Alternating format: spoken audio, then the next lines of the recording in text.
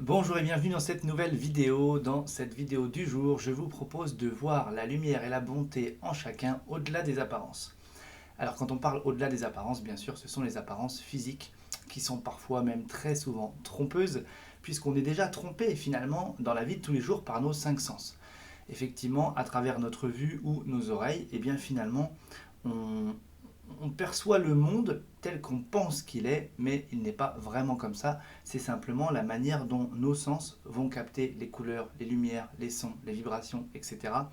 Et comme on est tous calibrés pareil au niveau humain, eh bien on s'accorde sur cette réalité. Mais finalement, un animal va percevoir plus de couleurs, plus de sons, parfois des ultrasons, des infrasons, des infrarouges, des ultraviolets, etc. Et on voit bien que finalement, on est déjà trompé entre une réalité qui est peut-être, on pourrait dire, absolue, et cette réalité déjà, nous, que l'on perçoit comme étant plutôt relative. Et avec les êtres humains, c'est pareil. On est trompé par ce que l'on voit, et ce que l'on voit va tout de suite être interprété à travers tous nos filtres qui sont très subjectifs, très personnels. Comme j'en ai déjà parlé dans d'autres vidéos, notre système de valeurs, notre système de croyances, toutes nos expériences passées, avec les bons et les mauvais moments de la vie, et tout ça, notre système en tire des conclusions en permanence. Finalement, tout ça, ça ne s'arrête jamais. C'est un processus qui est toujours actif. Et donc, quand on regarde quelqu'un en fonction de tous ces filtres qui nous sont personnels, eh bien, on peut avoir comme ça des interprétations. Alors, c'est vrai qu'on peut s'entendre à dire qu'il y a des choses qui, d'un point de vue plus global, plus collectif, sont plus admissibles, moins admissibles, etc. Ok, le but, c'est pas de rentrer dans ce débat-là, mais c'est simplement de dire que dans la vie de tous les jours, eh bien, une personne,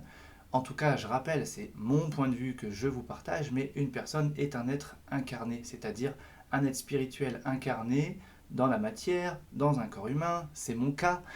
Ce corps, cette personnalité Maxime, est animé par une âme qui a eu des vies avant. Et puis, donc, si vous voulez, on est déjà bien plus que tout ça. Et le but, ce serait en fait, dans le quotidien, de regarder l'autre au-delà de cette apparence et de cette enveloppe matérielle, cette enveloppe de chair, le corps physique, et de se dire que à chaque fois, eh ben, tiens, il y a une âme qui s'est incarnée, et que cette âme, de toute façon, elle était bien dans la lumière, et c'est une âme lumineuse qui s'incarne. Alors après, effectivement, l'âme vient travailler différentes choses, elle va choisir un certain climat social, les parents, le lieu géographique, les expériences de vie, etc. Il y a quand même des points de repère qui vont être placés avant pour donner corps à cette expérience et pour venir finalement euh, évoluer, grandir à travers certaines choses. Donc c'est vrai que parfois, ben, selon ce que chacun a pu vivre, ça peut teinter comme ça les choses, et puis on pourrait se dire, oh, bah, cette personne-là, elle est peut-être pas très lumineuse. Donc peut-être pas très lumineuse dans sa partie incarnée, le corps de la personnalité, mais dans sa partie divine, ça reste une partie divine, ça reste une partie lumineuse. Et j'aime bien parfois, moi, me dire, bah, tiens, si j'essaye de regarder cette personne-là en me disant, bah, tiens, c'est une âme incarnée qui est venue vivre une expérience, et dans cette vie-là, elle a placé certaines choses sur sa route qui font qu'elle est ce qu'elle est. Alors peut-être qu'elle n'a peut-être pas respecté toujours son plan d'incarnation, peut-être qu'elle n'a pas fait forcément les meilleurs choix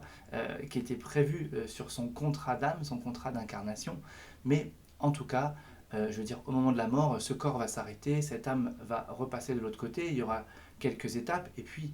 ça revient à la lumière finalement, et on est dans cette forme d'amour inconditionnel, et on le voit bien quand on a des contacts avec des défunts qui sont dans la lumière,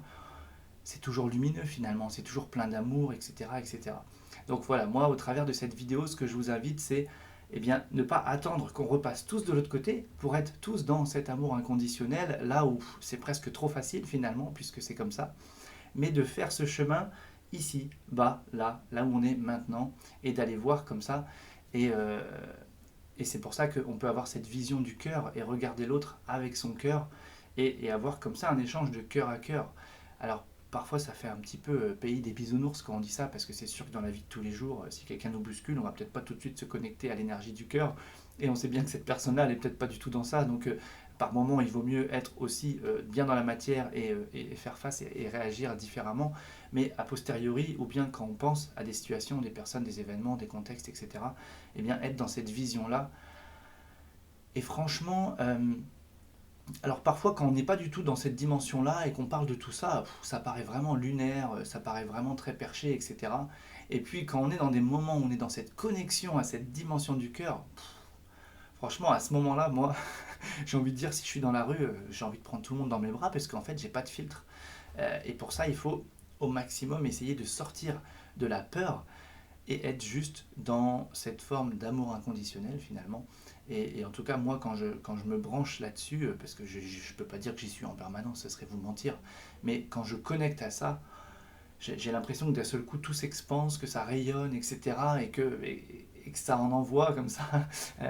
dans l'environnement, dans l'entourage. Donc, euh, donc, en tout cas, au travers de cette vidéo, voilà, c'est ce que je vous invite, moi, à faire, c'est vraiment à essayer de voir l'autre, mais au-delà de cette apparence de ce corps physique, mais comme si on est vraiment tous